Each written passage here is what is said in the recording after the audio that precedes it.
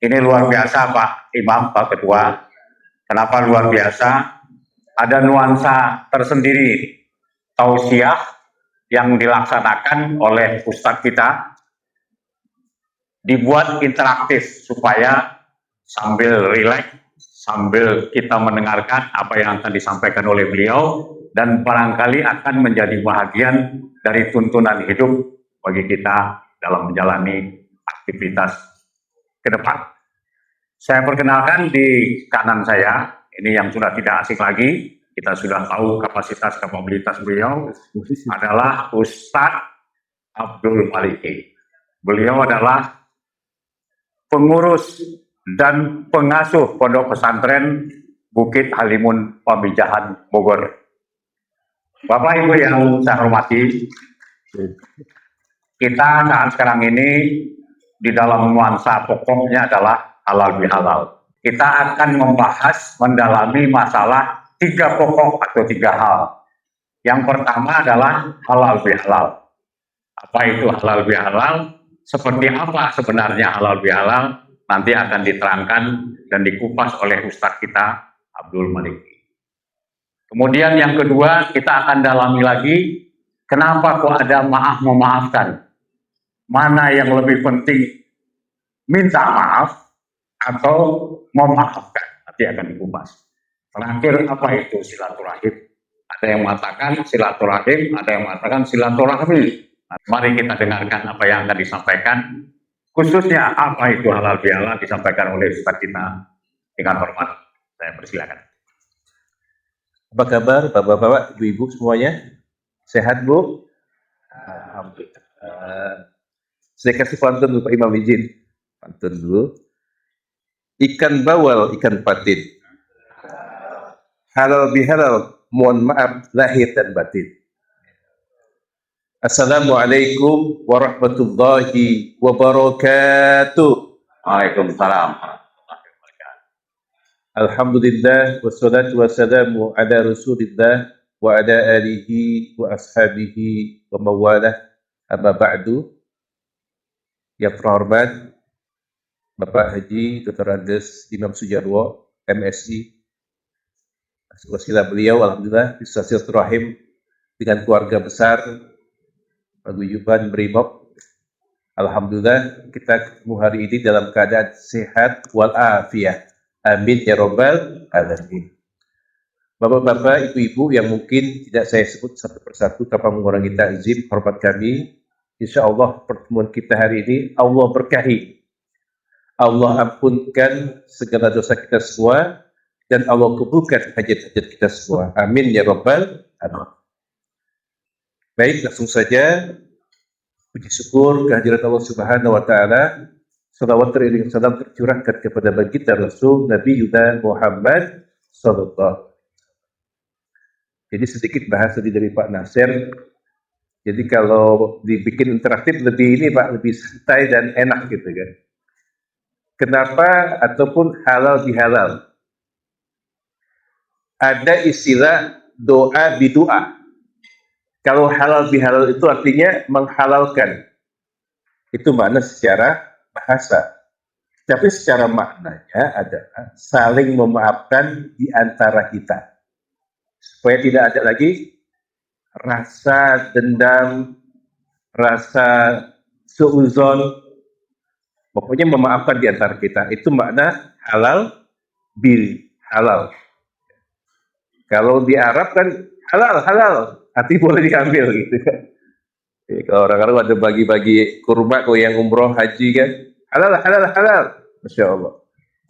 Kalau urusan hablum minan nas berarti sudah tidak ada dosa di antara kita, saling memaafkan. Saling memaafkan Bu, Ibu, Bapak, saling memaafkan Pak. Nah itu makna halal bil halal.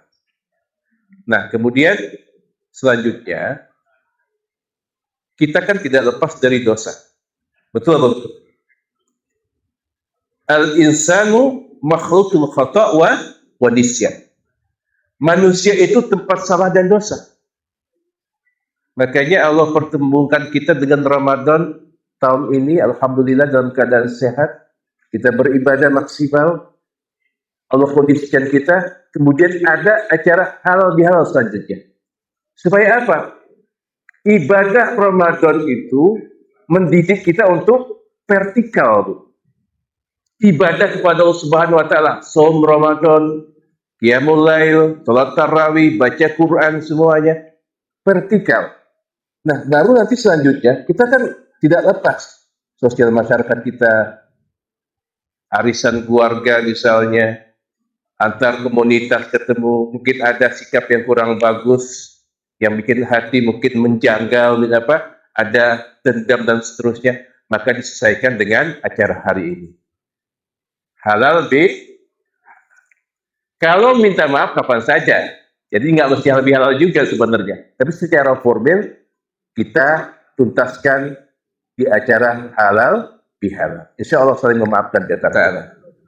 Saya jelaskan sebentar terkait goalnya puasa kita kemarin adalah la'allakum tattaqun, agar kalian menjadi orang yang bertakwa. Kemudian dijelaskan dalam Al-Quran selanjutnya, ciri-ciri orang yang bertakwa itu salah satunya adalah wal'afina 'anil nas, memaafkan kesalahan orang lain. Supaya sadar kita ini tidak luput dari dosa dan kesalahan. Itu dulu poin. Nah, kemudian terkait pertanyaan dari Bapak tadi, ada kemudahan sekarang. Dulu zaman COVID, orang sekolahnya daring, atau bisa kalau sekarang video call. Silakan. Kalau memang kita nggak bisa hadir, Pak, punya hajat yang syar'i, artinya nggak bisa betul-betul hadir secara fisik, bisa melalui WA Group. Itu cukup. Yang penting niatnya sudah benar. Berusaha untuk menyampaikan, saya mengucapkan selamat lebaran, mohon maaf lahir batin, clear. Nah, ketika ada forum-forum seperti ini wasilah kita silaturahim, ketemu secara fisik. Karena ketika kita salaman di antara sahabat kita, itu gugur dosa-dosa kita. Langsung secara fisik. Ketika kita biridho, ketemu Pak Imam Sujarwo misalnya, dengan Bapak, salaman, saling meridokan, insya Allah clear di antara kita. Ada beda rasa. Itu pertemuan fisik. Makanya baginda Rasul itu, setiap Ramadan, Allah berikan kemudahan dari Allah Subhanahu wa taala, talaki bersama dengan malaikat Jibril alaihissalam. Apa yang dibaca, didengarkan, kalau ada yang salah, diperbaiki langsung. Artinya ada pertemuan langsung. Masya Allah. Jadi pentingnya silaturahmi itu mempererat di antara kita, merasakan atmosfer yang positif, sehingga ada rasa sayang di antara kita. Makanya silaturahim. Secara bahasa, sila itu menyambung, rohim itu kasih sayang di antara kita. Insya Allah kita bisa berkah semua hidupnya. Amin. Itu jawabannya. Bapak Ibu yang dimuliakan Allah Ta'ala, kita sudah masuk termin kedua terkait tentang memaafkan. Jadi tadi sudah kita bahas sedikit, ciri orang yang bertakwa itu adalah memaafkan kesalahan orang lain. Kemudian baginda Rasul itu adalah uswatun hasanah kita, contoh yang terbaik. Makanya ada hadis yang mengatakan innama bu'istu liutamimma makarimat akhlak. Sesungguhnya aku diutus ke muka bumi ini satu saja, dalam rangka untuk menyempurnakan akhlak. Makanya contoh yang paling terbaik sampai Allah menegaskan dalam Al-Quran, wa innaka la'ala khuluqin azim. Dan sesungguhnya engkau Nabi Muhammad memiliki budi pekerti yang mulia. Itu dulu. Dasarnya jelas, surah Al-Qalam. Kemudian hadisnya jelas, diutus ke bumi untuk menyempurnakan akhlak. Tadi Pak Nasir menyampaikan kan bagaimana ketika beliau berdakwah di Makkah sekian belas tahun, kemudian hanya mendapatkan beberapa pengikut saja, akhirnya inisiatif beliau mendatangi Taif. Kota Taif itu nggak jauh dari Mekah. Karena di sana masih banyak saudara dari ayahnya. Sampai sana harapannya diterima. Ternyata apa? Anak-anak kecil dikoordinir untuk melemparin baginda Rasul. Ya Allah. Melemparin kotoran, gak diterima intinya, sampai berdarah-darah.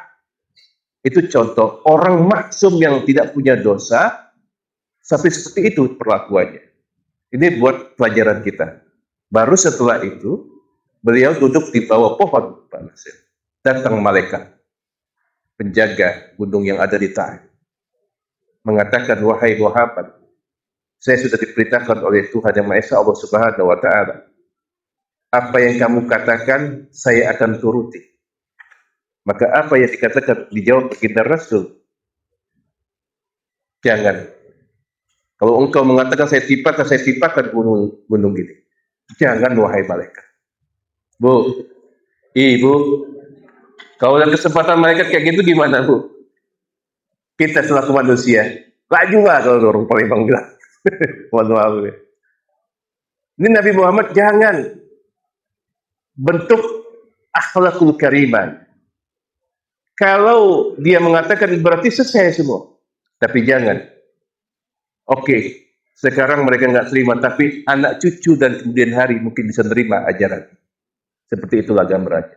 Kesabaran Nabi Muhammad SAW sebagai uswat kita.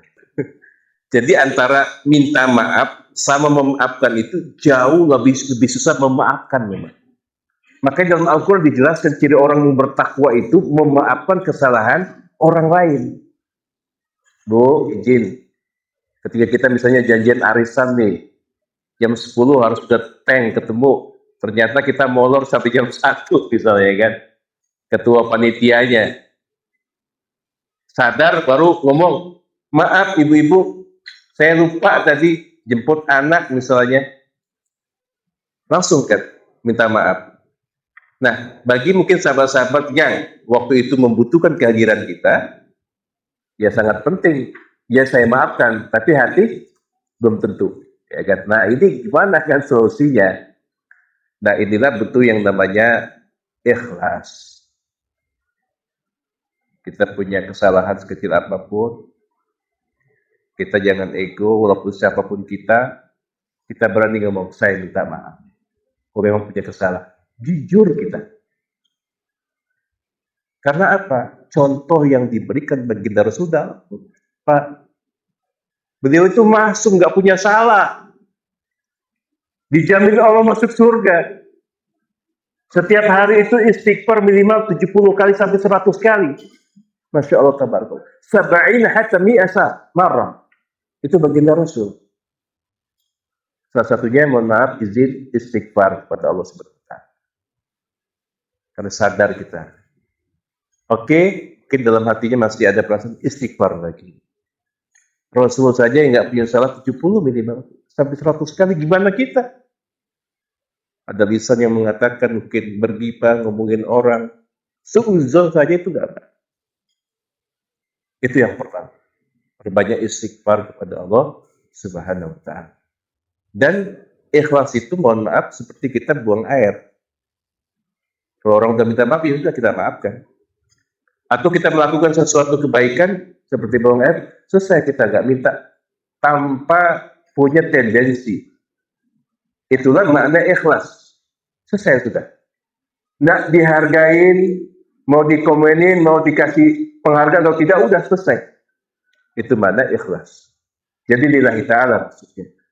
Kembali ke pertanyaan ibu tadi, seuzon saja. Kalau memang ada rasa masih banyak-banyak istighfar saja, serahkan semuanya kepada Allah Subhanahu wa Ta'ala. Itu proses memang butuh adanya riyadhah namanya. Latihan untuk mengikhlaskan, menghilangkan rasa penyakit hati, dendam, iri, mungkin grundel kalau bahasa Jawanya gitu kan, dan lain sebagainya dengan istighfar. Wallahu a'lam. Baik, Bapak-bapak, Ibu yang dimuliakan Allah Ta'ala, kita bahas tentang silaturahim. Jadi silaturahim itu bahasa Arab. Sila menyambung. Rahim itu kasih sayang. Kalau di bahasa Indonesia kadang orang nulis kan silaturahmi. Kalau kita bahas secara bahasa, silaturahmi itu sebenarnya menyambung sakit perut ketika baru lahir. Secara bahasa. Tapi maknanya mungkin karena ini itibanya ke bahasa Arab berarti silaturahim, menyambung silaturahim. Awalnya itu ada keluarga kita, kemudian tetangga kita, komunitas kita, dan seterusnya. Makanya ada namanya halal bihalal, istilah yang gampang dimengerti. Nah, kemudian untuk silaturahim itu memang dijelaskan baginda Rasul. Man kana yu'minu billahi wal yaumil akhir fal yasilu rahimah.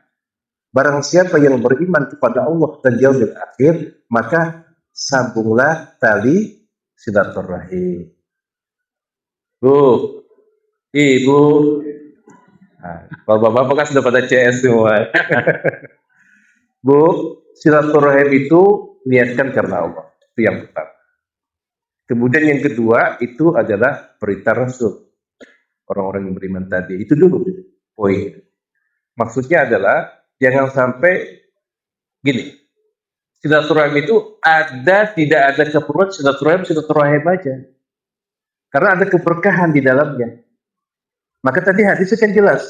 Barang siapa yang silaturahim di antara kita, maka Allah akan panjangkan umurnya, mudahkan rizkinya. Tapi silaturahim tetap nothing tulus saja. Makanya alhamdulillah bisa ketemu Pak Nasir, dengan Pak Imam, silaturahim, alhamdulillah bisa ketemu bapak-bapak ibu semua kan. Nambah saudara minimal. Dan kita bisa terus berkomunikasi, tidak hanya bersahabat di dunia saja, tapi kita mohon kepada Allah Ta'ala, kita bisa berjumpa di dalam surganya Allah Subhanahu wa Ta'ala. Karena harapannya adalah tetap tidak hanya di dunia, tapi di akhirat. Maka silaturahim itu betul-betul niatkan ikhlas karena Allah Subhanahu wa Ta'ala. Itu mungkin jawabannya. Walau alam. Jadi terkait rahim, kenapa dibilang Pak Nasir tadi ada perjanjian. Jadi di dalam surat Al-A'raf itu kan alastu bi rabbikum qalu bala syahidna. Jadi ketika ditiupkan ruh di umur 4 bulan, itu sudah ada perjanjian antara kita dengan Allah Azza wa Jalla, Tuhan yang Maha Esa. Alastu bi rabbikum, saksikanlah saya ini Tuhan kalian. Alastu bi rabbikum qalu bala syahidna, dan kami mengatakan ya, kami menyaksikan. Jadi sudah ada perjanjian kita sama Allah. Maka disitulah nanti rezekinya bagaimana, karirnya seperti apa, kapan meninggalnya, jodohnya siapa, itu sudah ada termaktub. Makanya ada yang namanya Lauhil Mahfuz. Semua tercatat di situ. Catatan kita semua. Hari ini qadarullah melalui wasilah Pak Haji Imam bisa silaturahim, Pak. Padahal kita sering ketemu, cuman baru hari ini ketemu di sini sama-sama Allah semua. Artinya sudah ada catatannya. Itulah yang namanya takdir. Rukun iman ada 6, yang terakhir adalah beriman kepada takdir baik dan takdir buruk. Ikhlas kita kalau ada takdir yang tidak sesuai dengan kita, ikhlaskan saja. Karena maunya kita sama maunya Allah beda. Kalau menurut kita baik, belum tentu Allah baik. Tapi kalau udah takdir Allah baik, pasti baik untuk kita. Itu dulu prinsip. Tauhidnya seperti itu. Maka kembali kita di topik, ya kan? Ar-Rahim, makanya wahai Rasul ditanya, siapa yang pertama kali engkau hormati? Yang pertama adalah ummi. Yang kedua adalah ummi. Yang ketiga adalah ummi. Karena dia punya dititipkan rahim. Kasih sayang Allah Subhanahu wa Ta'ala. Berkah kita itu salah satu doa orang tua. Karir kita, doa orang tua kita dulu. Maka kita nggak boleh sombong. Salaman kepada orang tua dia Allah. Itu lebih tinggi derajatnya. Sama ulama sahabat. Orang tua dulu. Apalagi ibu kita. Baru yang terakhir, siapa? Ayah kan. Makanya ada kaidah mengatakan surga itu di bawah telapak kaki ada keberkahan di dalam. Maka jangan sekali-sekali katakan, ngomong saja nggak boleh di depan ibu kita. Ngomong aja nggak boleh. Itulah bentuk penghormatan Allah Subhanahu wa Ta'ala kepada seorang. Insya Allah kita semua berkah. Amin ya Rabbal. Ini sudah masuk terakhir bulan Syawal. Bulan depan berarti sudah masuk Dzulqa'dah. Artinya mungkin ada saudara-saudara kita yang Allah takdirkan dipanggil Allah untuk haji. Kita doakan mereka semua jalannya lancar, bisa menjadi haji yang mabrur, itu yang utama. Dan mungkin di sini yang belum haji, kita mohon kepada Allah Subhanahu wa taala, Allah undang kita semua untuk menjadi duyufur rahman, tamu-tamunya Allah untuk bisa menunaikan rukun Islam yang kelima, haji ke Baitullah dengan mudah dan menyenangkan. Amin ya rabbal alamin. Yang selanjutnya adalah tentunya kita berdoa kepada Allah Subhanahu wa taala, kita semua yang hari ini hadir, Allah berikan kesehatan selalu, dimudahkan urusan kita semua, dikabulkan segala hajat-hajat kita semua, dan kita semua selamat fid dunya wal akhirah, bersahabat tidak hanya di dunia tetapi di surganya Allah Subhanahu wa taala, berjumpa dengan baginda Rasul Nabi Yuda Muhammad sallallahu alaihi wasallam. Mohon maaf lahir batin kalau ada yang salah, mohon maaf lahir batin. Assalamualaikum warahmatullahi wabarakatuh.